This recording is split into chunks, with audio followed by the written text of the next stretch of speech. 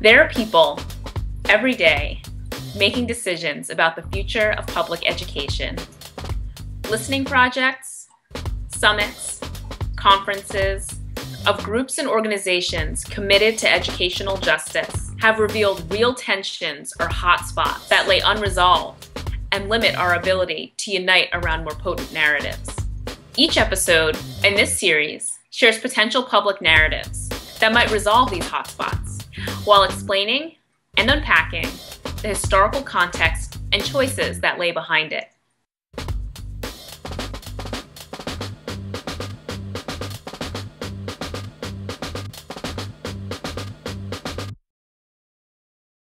School is, I think that we got so caught up in school being a tradition that we stopped using it as a learning tool, which it should be.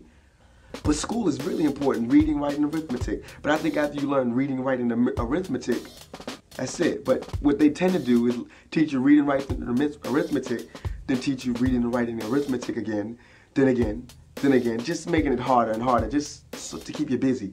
And that's where I think they messed up.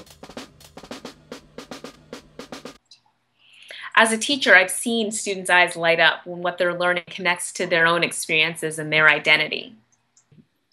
Schools should be the incubators for the development of the next generation of leaders.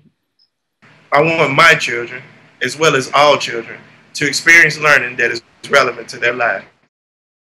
I think the relevance to life frame is really important, especially in light of the increasing diversity of our student body and our society.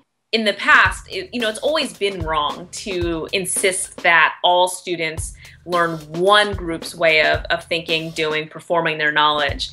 But especially now that that group is no longer even in the majority, it really just doesn't make any sense in any way to continue to insist on that as the goal of educational achievement, to be as culturally white as possible. That's not a valid goal on any front now.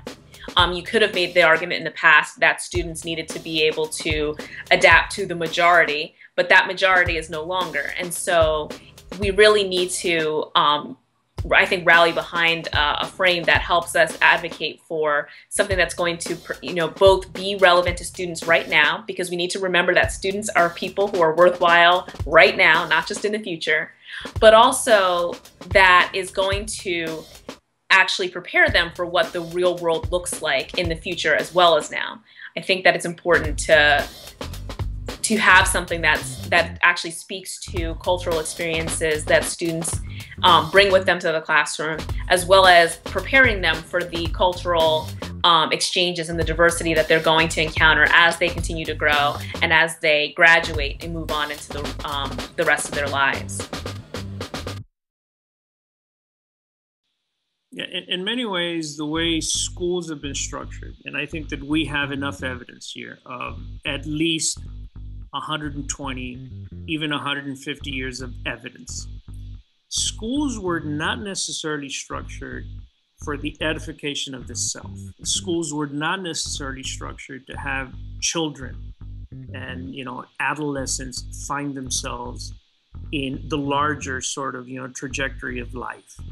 Schools were created really for an industrial kind of base. Schools were created to create a certain kind of order in society. And so while that may have had utility at some point in history, the greatest part of the utility really at any time in history would have been to create a teaching and learning process where children could find themselves, could find their voice, could find their place both in history and as they move toward the future. And learning theory teaches us that. And so I don't think that that's really a question anymore. We know better. As we create the schools of the future, we really should have the self at the center of it, the understanding of the self in a way that is appropriate, in a way that is relevant, and that is in a way that is culturally appropriate, socially appropriate, geographically appropriate, and relevant to each of those things. Relevance to life frame is super important.